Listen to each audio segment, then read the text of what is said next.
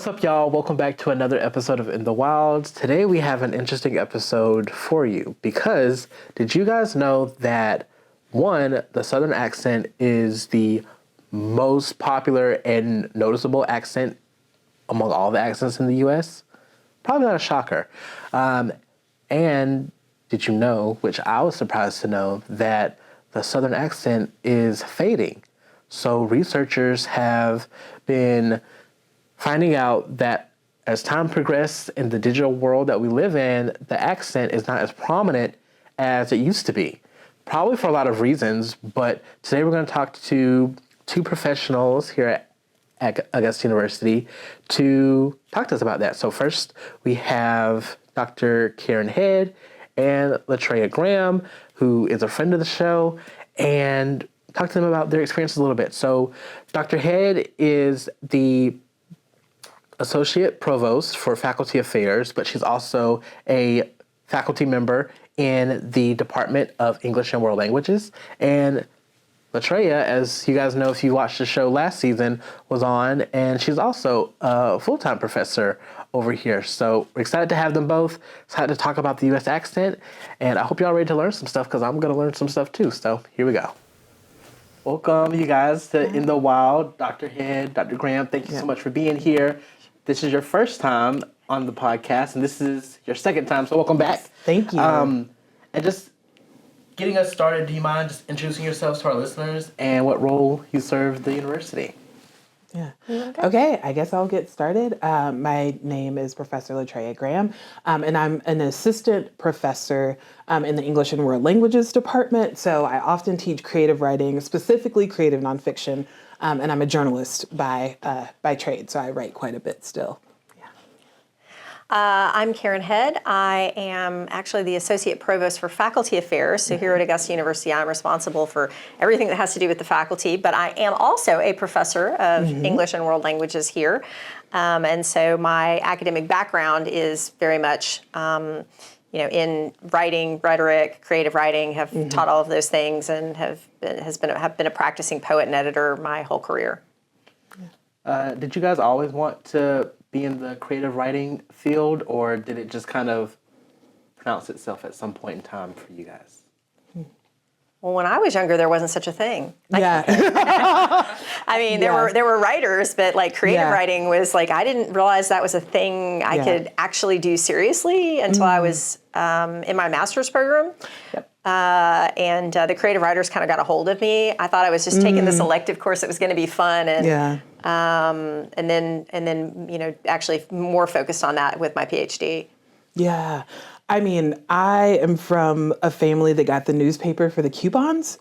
So this idea of like things being written just was not, I went to like my undergrad, I started as a biomedical engineer. In my junior year, I just took a literature class that like made me switch in that way. But even then, I thought I was going to analyze literature. I was like national tradition, so thinking about sort of the national narrative of a bunch of different post-colonial nations. And I didn't realize I could create those myths like myself, right? That act of writing the self onto the page wasn't a thing that I really understood, until I was a senior in college, probably, and I didn't take a single like creative writing class. I took my first creative writing class when I was getting my master's, my MFA in creative writing. It's kind of horrifying. I don't know how it happened, but like trying to figure out how to like make the self or make an event or capture an event. I found really interesting. Always loved stories, did not understand how they were made.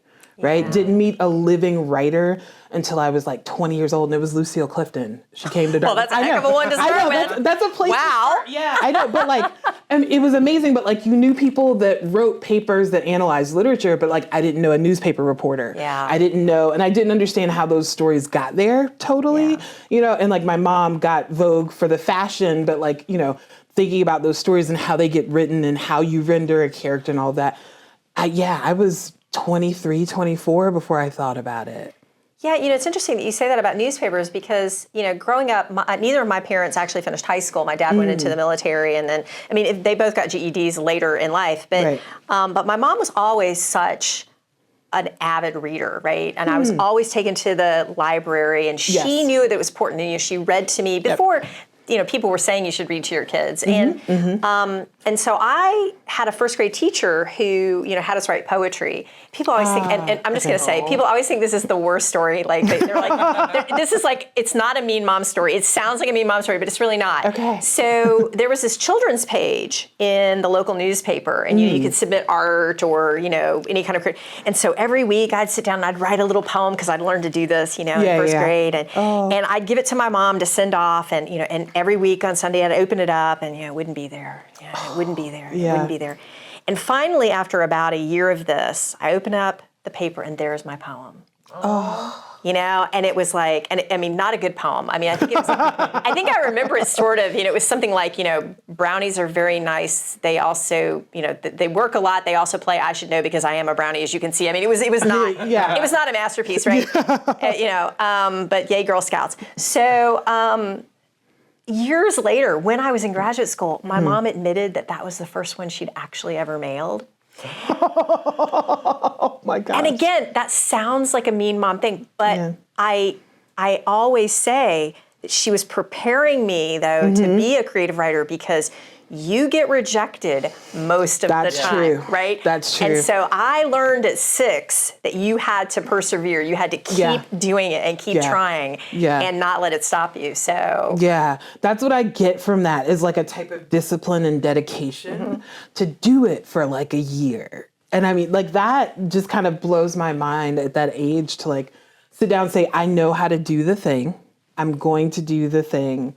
I'm going to hope for the thing. Yeah. That's really special. Yeah. That's really cool. That made me think of when I was, I want to say maybe first or second grade, and there was this writing contest for my town, because I'm from the Vidalia, Georgia area, and we have a Sudayan festival. And so, and so there's Yum Yin, who's the mascot, and so the assignment was for us to write his story, and we would also get published in the paper. And so I remember writing all these stories that I thought were so cool, and our teacher was just like, nope, not good enough, like, come up with something else, come up with another idea, like, come on. And so I think it was probably like my third story that she was just like, come up with something different. And so I was like, I'm going to write the worst story ever, just cheesy and blah, blah, blah, that she's not going to like this one either. And she was like, oh, this is great.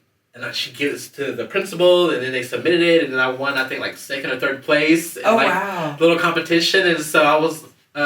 I kind of shared that frustration when you're a kid and you're like, where's my work? This is my best work, and no one likes it. And then here's this story that I probably didn't care about as much, but then it won a little award. Yeah. So the thing that I'm marveling about, and then I promise I will stop talking, is that like you all got to create those. All I remember is memorization of other people's poems. Oh, yeah. Like we did. Yeah, there was that too. Yeah, and there was so much of that I don't really remember, maybe until like middle school or like first year of high school, this idea of like messing with it on your own, right? Like this idea of creating, because I remember it is too long, super long, probably about 16 stanzas. The Highwaymen, was this a thing? Yeah. Yeah. That's, it was always formal verse. Yes, it had to be. That was the only way at that age you were going to remember, right? Yeah. And I remember like making myself memorize this whole poem. Yeah. And it's like, one of those things, I could not recite it now, but like that whole, like even people that got up and recited Maya Angelou at events and stuff like that, it wasn't an original creation. Yeah. It was always someone else's, and it was, again, almost always formal. John Donne's Ode to a Grecian Urn and all of these other things. Right. That is Donne. Wait, no, that's not Donne. Keats. Keats. There we go. John Keats. I'm so sorry. No. But Donne and his sonnets are easy to memorize too, because you got the sonnets, right? Yeah, right, yeah. So one thing that I wanted to talk to you guys while I have you is the Southern accent. Because in recent times in the news, it's been apparently fading away. Mm-hmm. Even though I want to say for the Southern accent, it's probably one of the most recognizable accents out there. And so I'm curious if you guys, one, were surprised, and what do you think is causing it to fade away? Well, I mean, I'm not a linguist, and I'm not going to pretend to be one or to even play one on television. I'm a little surprised by that, because it's certainly not fading away in some of the circles I'm walking around in. And you notice how I just code switched right then. Yeah. Like it just turns, I mean, I would imagine linguistically, it's like many things, right? I mean, as the media sort of culture connects us across the globe, I think it's just another way that things are becoming more homogenous. But I'd be interested to really look at the data on that. I'm not saying that I don't think it's true. Yeah. I mean, I just, anecdotally, there's still a lot of people with some serious accents. So, I mean, yes, I also remember watching TRL live and like listening to Carson Daly speak and like imitating that. Like that whole 24-hour news, like you wanted to sound like you thought everybody else sounded in popular media, I think, in some ways. And I would say, I think it's an exposure. I'm thinking about listening to my students, and some of them have it, even though they say accent is coded in our brains before we're born, right? Like the sounds that you're hearing from your parents, which is part of the reason it's hard to totally lose it, right? Yeah. To completely adopt something else. But, they're getting on TikTok, right? Like they're getting videos via Instagram. Like now anyone in the world, like it all kind of comes together for that homogeneous, I call it the Connecticut sound. I don't know if that is like, but that idea that like, Boston, New York, Connecticut, a lot of like ESPN is in Connecticut, but the way that they're sort of pulling you together to sound and like that region. The middle, the sort of middle of the middle. So it's the Johnny Carson, Nebraska sound, right? Yeah. I mean, even that feels more like I feel like I could identify that better than I could almost identify the Connecticut sound.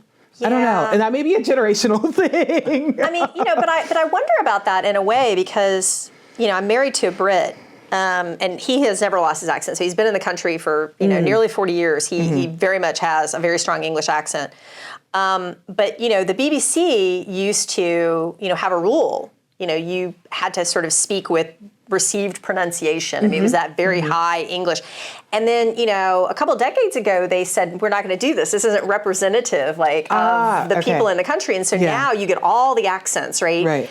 And it's almost as if they've, I don't know, rejuvenated the accents in a weird sort of way. And I have a much better ear now, certainly I can kind of tell where people are from in the UK. And so, maybe we're going through, or we have gone through a phase, but then I wonder if that's, if those kinds of things are on a pendulum. But, I grew up in the military, so I always assimilated. Like I try to just, you want to blend in. That's one of the secrets of being an army brat. Right. But it's there. It's just, and again, I code switch. Yeah. And I have tons of colleagues who code switch from a variety of different dialects. Yeah. Because most of us speak academic English at this point, right? Right. And the Southern accent, I sort of have this thing in my house because my husband, of course, gets promoted. His IQ gets promoted by like at least 25 points the moment he opens his mouth because he's English. And everybody's like, oh, I love your accent. People literally just say to him, like when restaurants or stores, oh, could you say something? Yeah. And he's like, what do they want me to say? And I'm like, they don't care. They just want you to just speak, Yeah. And he is really put off by that a little bit, but nobody ever says, "Oh, you're Southern. Could you say something?" Yes. It's a much darker situation. Yeah. Or if they're doing it, it's to make fun of you. Yeah, because you're clearly stupid. Yes. Well, and that's what I was going to say. I think we're starting to get it now. The other side of this, in terms of accent, is that like because we are sort of a global world, you can get a slice of somebody's life in the South in a way and see they are just as enterprising, just as innovative, just as interesting with a great lore and food culture. And I mean, I know I'm saying this as like, I am the evangelical for like Southern agriculture, like sort of. Yeah. And so, but we always have been these things. And I don't know if you felt this way when you went to university, but I felt the need to hide those things because those were the things that were not valued. Right? Like this type of storytelling, even when I was getting my master's, there was one time when, I will not say who he was, but he is the father of the modern essay. And he was like, this story is kind of boring and circular and we're just not going to workshop it. And we're going to like do, so like that idea of like my thought truly, and it's like, stuff that I wrote 15 years ago during my master's is just now getting published because the world has caught up with me in the sense that like they now understand this has always had value. I've always believed it and I wrote it then, but they're now understanding the value of Appalachia, right? Of, sort of the way that we talk or the way that we do things here in the South, right? Like that, do you know what I mean? Whereas before, a Southern accent was considered slow, uneducated, and incompetent in a way that when you were talking about Brits or even Australians, right? This idea that we used to say, and what I was going to say about accent, perhaps, is like accent and dialect, I think, and I'm also not a linguist, aren't, and we will get into this, I think, with our creative, accent and dialect are technically different things, but also the linguistic rules you use to build. So we say, cut off the TV instead of turn off the TV. And I remember being in school and like being made fun of for it. Like, do you know what I mean? Like in that moment of like, that's not what you say, or that's not the proper way. That's not the proper way to say this thing, right? Yeah. And so like that dynamic on it, right? And like hiding my accent because I knew people were gonna think, that I was born yesterday or whatever the like, phrase is. Yeah, and I mean, I wrote my dissertation on the question of Southern poetry, and really at the core of the question was, if I say Southern fiction, people know what I mean. If I say Southern poetry, they have to think about it. Right. And that's if they're actually, literature scholars think about it for a second. Mm-hmm. But, I mean, there are many things that we could say, good and bad, about the agrarians in Vanderbilt at the early turn of the century. Right. But they were kind of making a point saying, do not pretend that this is some kind of backwoods place. I mean, some of the greatest writers are coming out of here. Now, we've had to go and reclaim some additional great writers who were not counted with them, right? But, I mean, there's just, especially Southern poetry is just so rich. I mean, there are just so many amazing people who, had really, if you listened to them, had really serious accents and weren't taken seriously, so... Do you feel like, or you kind of mentioned it before, like the world is kind of catching up a little bit, but in general, do you feel like the world is catching up to folks with the Southern accent, not having those same like misconceptions and stereotypes? Again, I think there's a pendulum, right? Because, I think of Bill Clinton's presidency, and a lot of people struggled, and Al Gore, of course, also Tennessean. Right. Clinton was a Rhodes Scholar. I mean, politics aside, you can say what you will or no, but I mean, he wasn't stupid. And, we had this sort of period there where a lot of television, so I'm thinking Designing Women, right? Oh my gosh, and I love me some Julia Sugar Baker, absolutely. And my mom was Julia Sugar Baker, by the way. Mean, she could cut you down and make you get up and thank her for it afterwards. I mean, it was amazing. But Billy Bob Thornton, kind of started his career at that point, and there were lots of shows that sort of were embracing that. Yeah. Still Magnolias. Yes. I mean, it's there. Yeah. What's interesting to me, I think.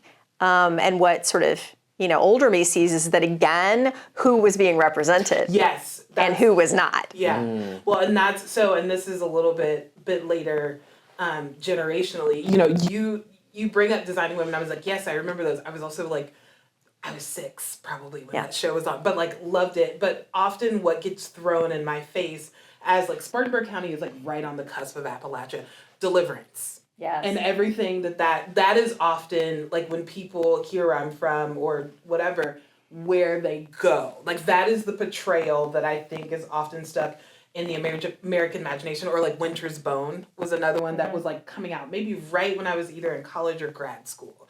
And so like those sticking in the brains of people that are my age when they figure out, or when I talk about where I'm from.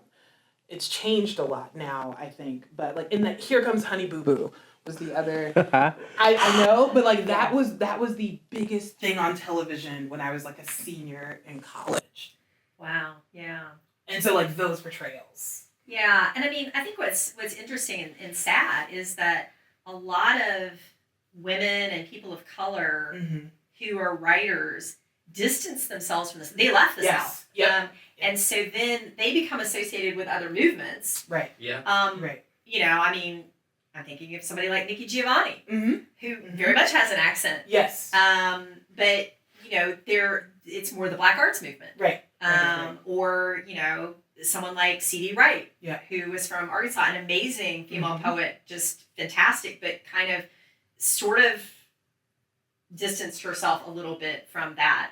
Some people even more so, I mean, like really left. I mean, she stayed in Arkansas, but, you know, there are also those, you know, one of the things I argued in my dissertation is that certainly from a female perspective, that there was sort of the cult of the Southern lady, right? And what that meant. And that, you know, that runs right into sort of the 50s into the 60s as confessionalism is developing in poetry. And, you know, writers like Anne Sexton and Sylvia Plath were talking about things that a proper Southern lady did not air that on. Correct. Right. Yes. And, you know, started writing about the body and started writing about, you know, the work of women. I mean, and it was, so, you know, there's all these sort of tensions. And so I think a lot of times the accents and things, we didn't hear from those people in the same way. And we literally didn't hear from them. We can read their work now. Yes. But we didn't hear from them. And we hear them when we read it on the page, which is really fascinating. And there's some writers, I don't know if you have this, like, who they sound a certain way, and I go and hear them, and I'm like, oh, no, stop,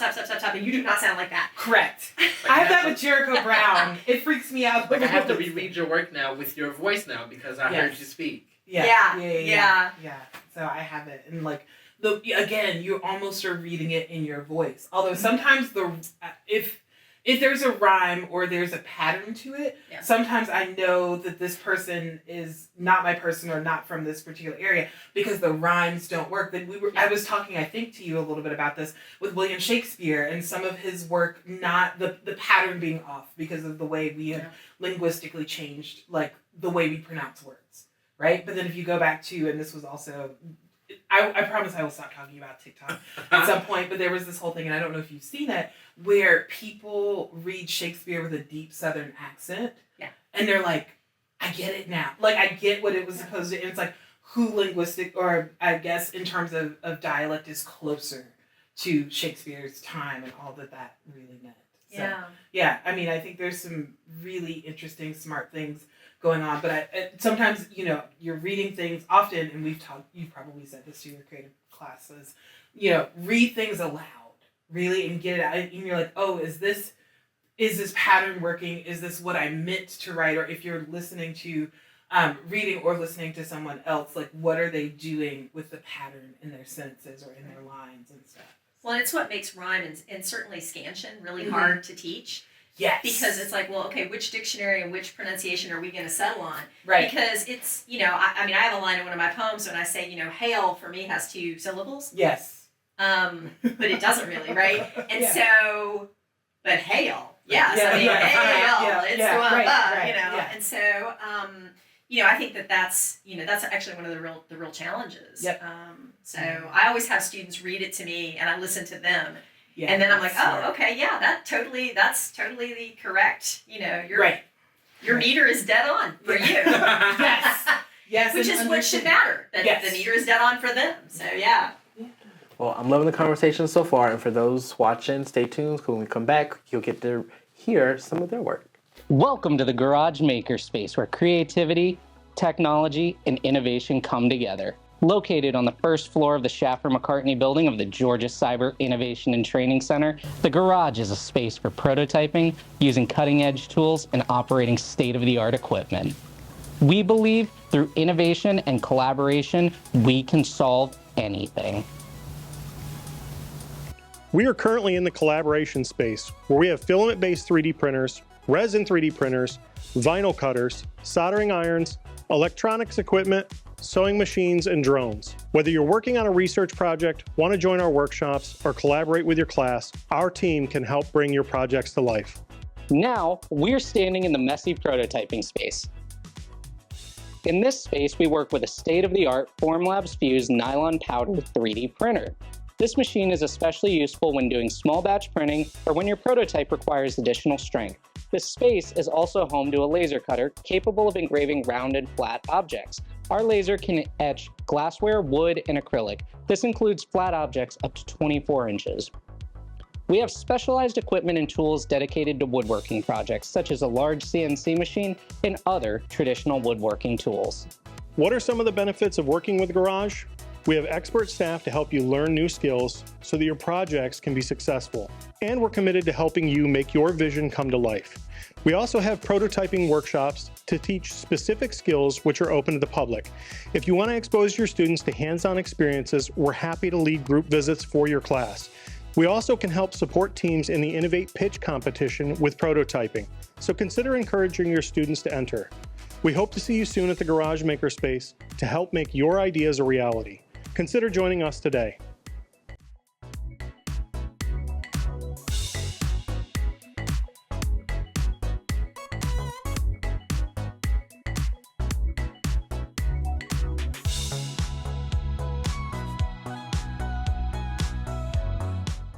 Welcome back, you guys.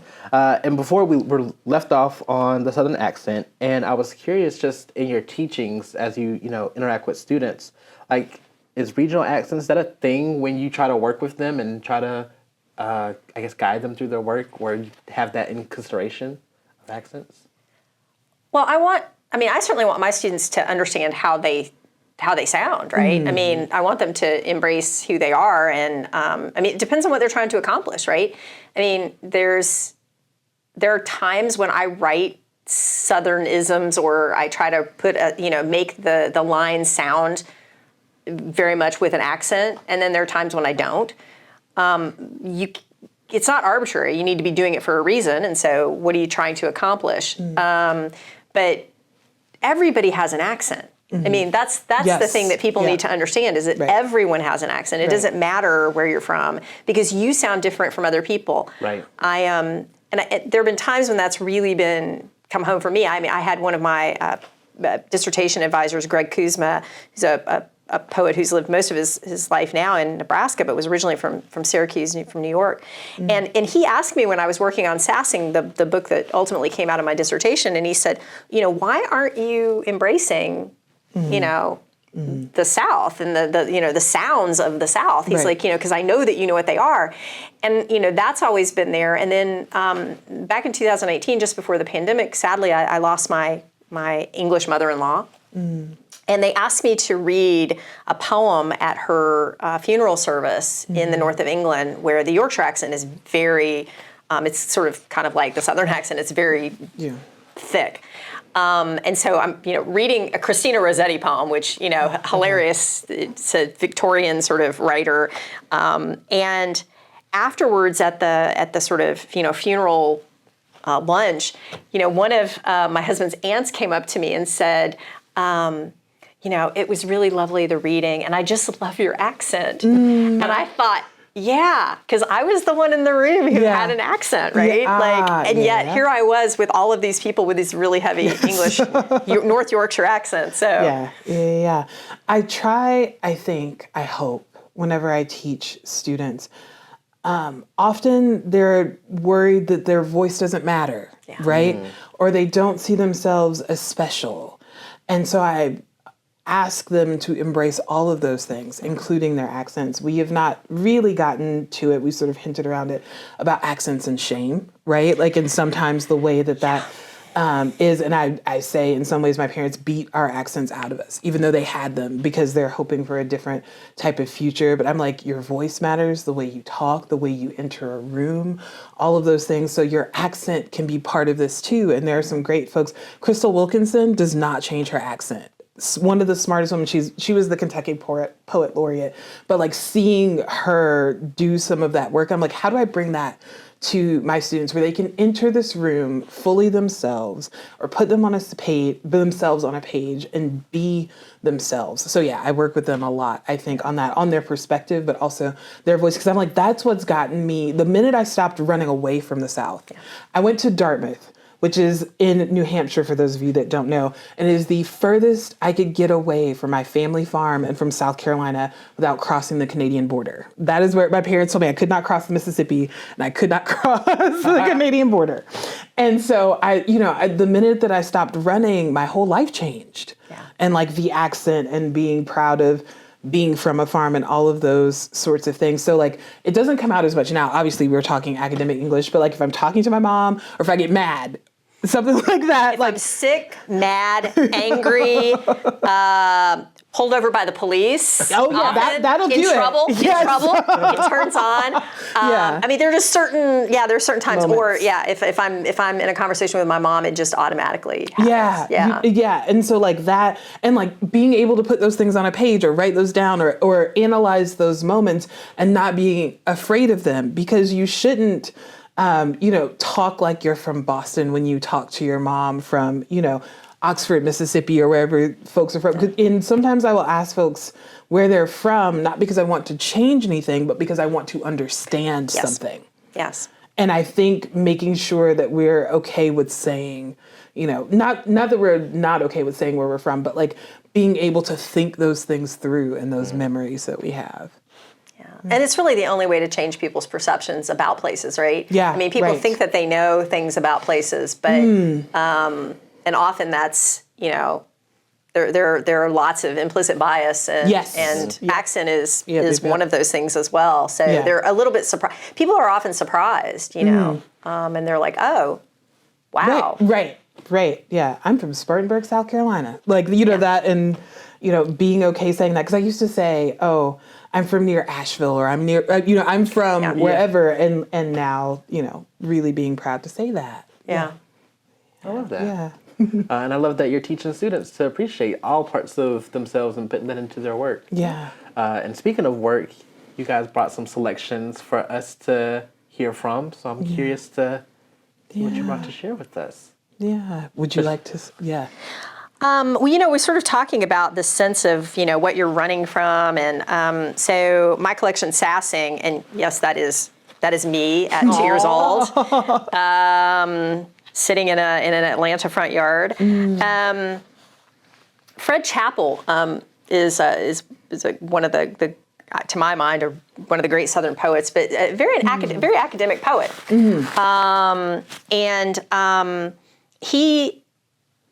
So I read a lot of Southern poets because that's what I did my dissertation on, but he has a niece that he writes about named Elizabeth. And so this poem sort of takes its cues from that, and it's called Elizabeth Retreats, after Fred Chappell, and it starts with an epigraph, so from his poem. No one here is of a proper age to understand Elizabeth at this stage, when all that's good is past or yet to come. Surely, Fred, we must be related. My Yankee friends think we're all related. Talk slow, marry our cousins. But what about you and me, the ones who got educated?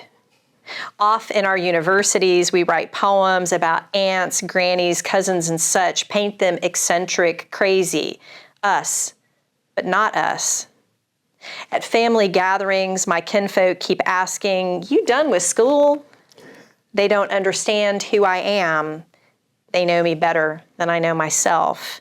Still send me off to the porch where I eavesdrop on their world.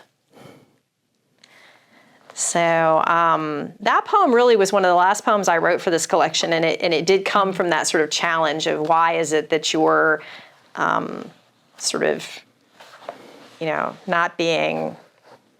not embracing sort of the sounds of where you're from. So this is actually probably one of my more anthologized pieces, and poets like to tell you what to do when we're dead, and I think Southerners do love a funeral. Yes.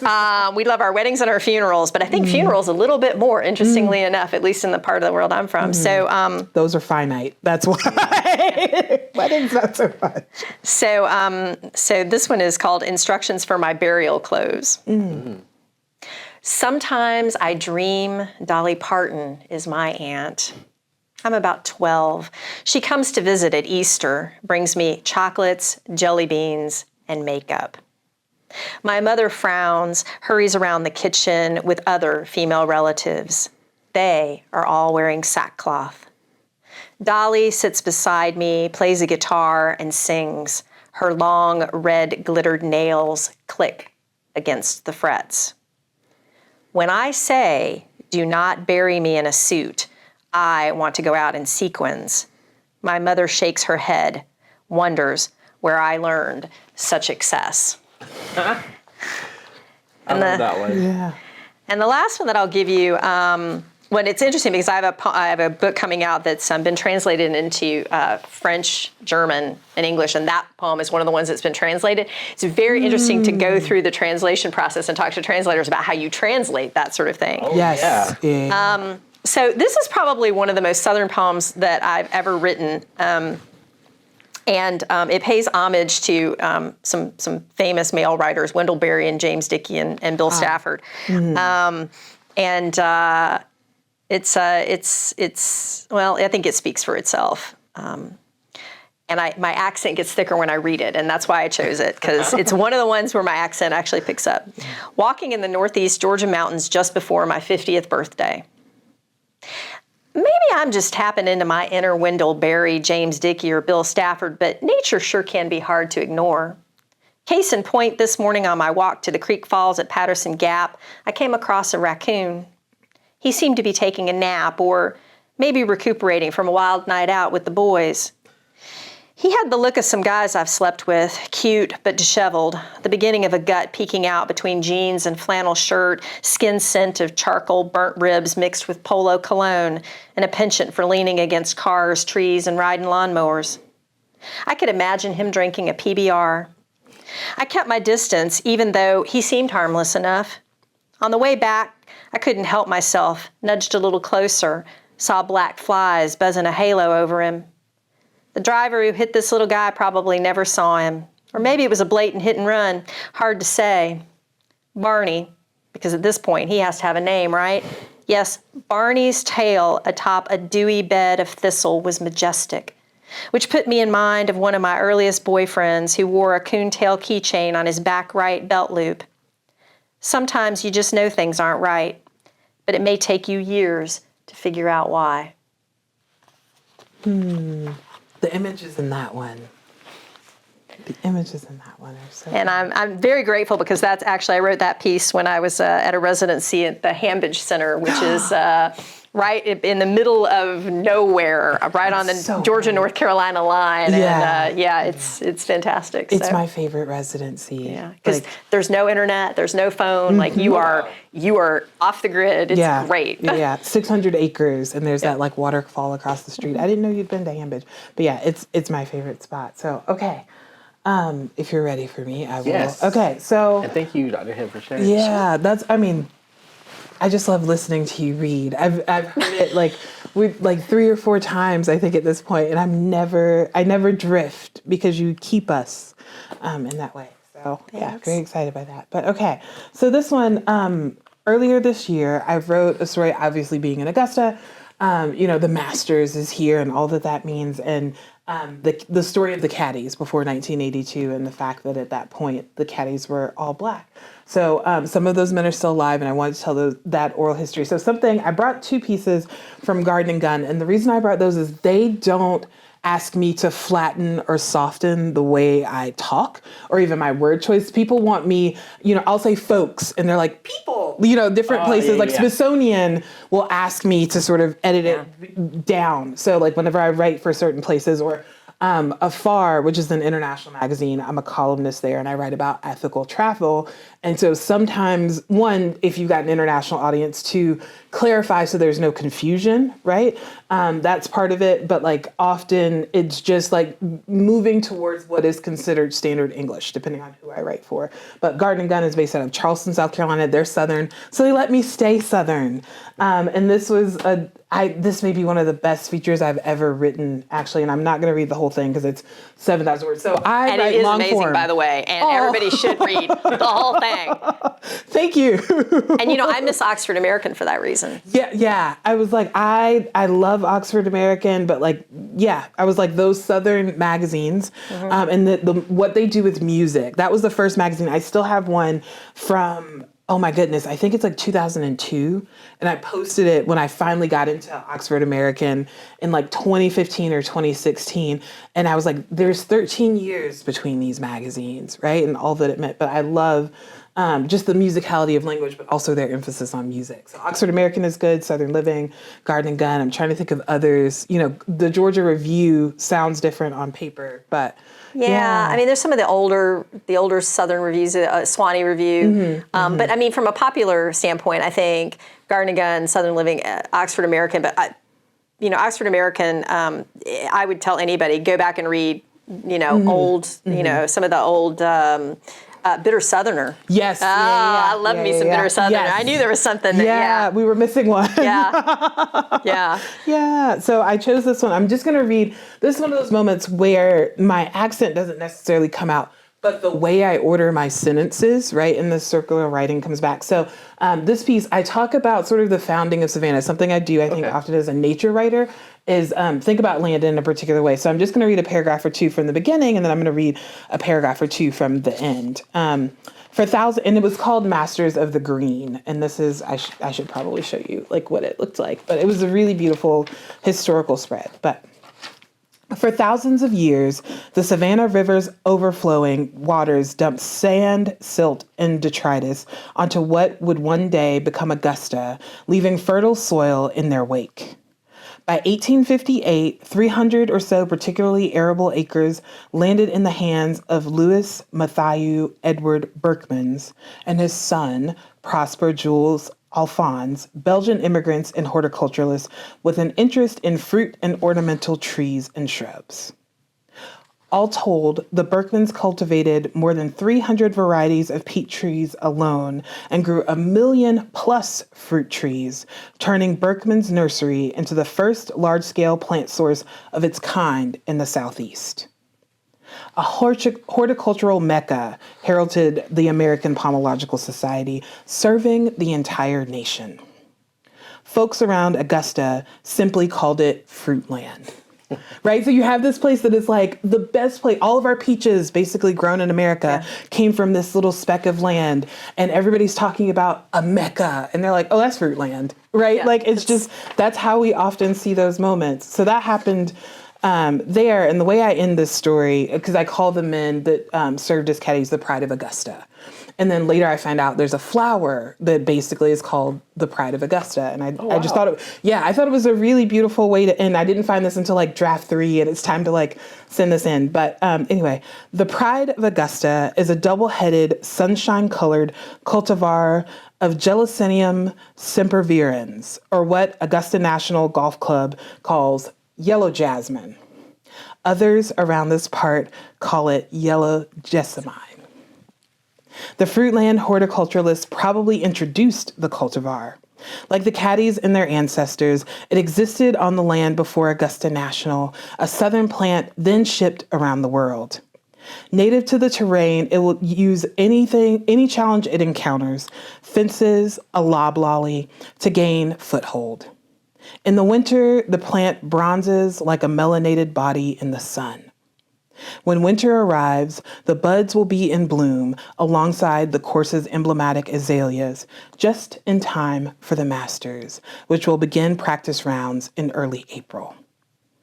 So, and there's a little bit more after that, but those two nature, they call it yellow jasmine, we call it yellow jessamine. I was just sitting here going, jasmine, it's jasmine. Jessamine. Yeah, it depends on where you put that. There's ways jessamine, yeah. Yeah, I mean, there's so many ways to do that. And then, because I knew you were coming and you were a poet, and I figured you would enjoy this, I will only read a segment of it. But Garden and Gun, we put together, Amanda Heckert is the editor for that, and she's the editor for my column at Garden and Gun. So I write a column in addition to writing features for them.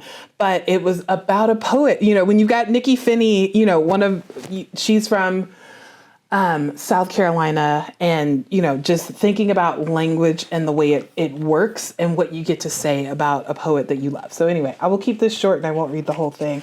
But, this is just a book of different women. And so like Nikki Finney and Jessamine Ward are on the same page in this. But Nikki Finney cut me open once. I was sitting in a dark room staring at a video of her on my computer screen when she began to carve into me expertly with her poetry. Her voice crisp, words pointed and intentional. She was reading Black Orion, a poem about her great uncle, Frederick J. Davenport, who received an F on a paper he wrote in the 1950s, which predicted man would walk on the moon. She puts us in his pine tree galaxy to help us understand the extraordinary interior of a life of someone simply known as a farmer. This is her signature, her ability to use evocative imagery to explore history, womanhood, ancestry, and racial justice. Intensely intimate and specific, but ultimately universal, her poetry binds the personal and the political. And she draws from her family's history by the sea in South Carolina for her subject matter. The desire to dismantle the power structure of brutality that has gnawed at the people she knows permeates her work. In Cotton Tea, she talks about an old folk remedy used by slaves to induce abortions. In Making Foots, she uses an ordinary appendage to express the Black man's anguish at forced labor, his discomfort with marching during the civil rights movement, and his yearning to be free enough just to put his feet up.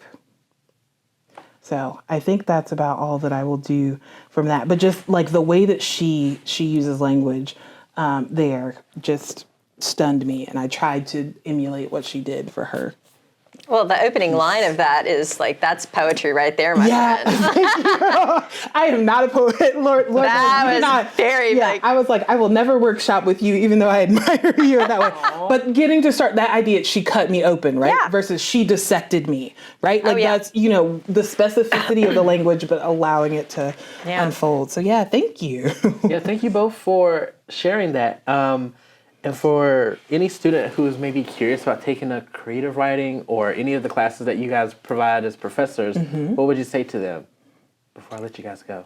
Well, I've said for years, so before I came to Augusta, I was at Georgia Tech for 17 years, which is not a place that people think about poetry, and yet there's actually, a couple of endowed chairs in poetry there.